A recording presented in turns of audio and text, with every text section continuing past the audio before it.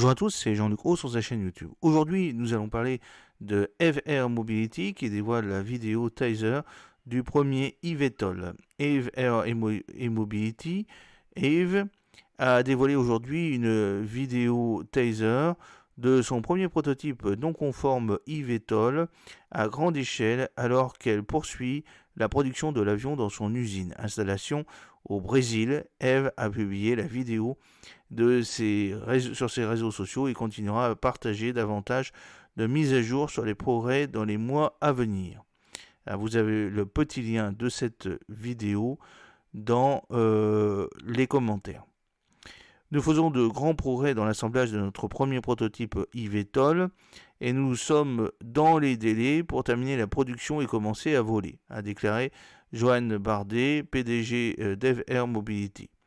Depuis le début, nous avons adopté de manière cohérente et constante une approche holistique de la mobilité aérienne urbaine en comprenant l'écosystème et l'infrastructure requis pour les premiers vols eVTOL, en développant des services et des solutions opérationnelles pour accompagner nos clients dès le premier jour et en lançant Vector, une solution aérienne innovante, solution logicielle de gestion du trafic.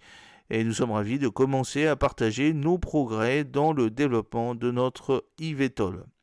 Eve occupe une position unique après avoir été issue d'Embraer X, l'accélérateur d'affaires et d'innovation d'Embraer. Grâce à cette relation, Eve peut profiter de plus de 50 ans d'expérience d'Embraer dans le développement, la conception et la certification d'avions au fur et à mesure du développement de son eVTOL.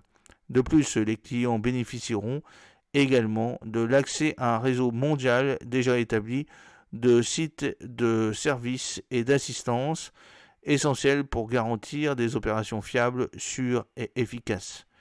L'avion eVTOL d'Eve utilise 8 hélices dédiées au vol vertical et des ailes fixes pour voler en croisière, sans changement dans la position de ses composants pendant le vol.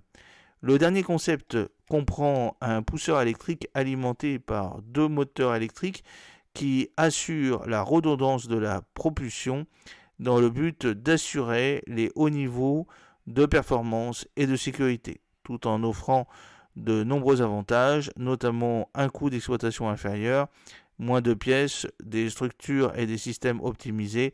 Il a été développé pour offrir une poussée efficace avec un faible niveau sonore. L'année dernière, la société a annoncé que sa première usine de production d'eVTOL sera située dans la ville de Taubaté, dans l'état de Sao Paulo, au Brésil. La société a commencé l'assemblage de son premier prototype eVTOL à grande échelle, qui sera suivi d'une campagne de test.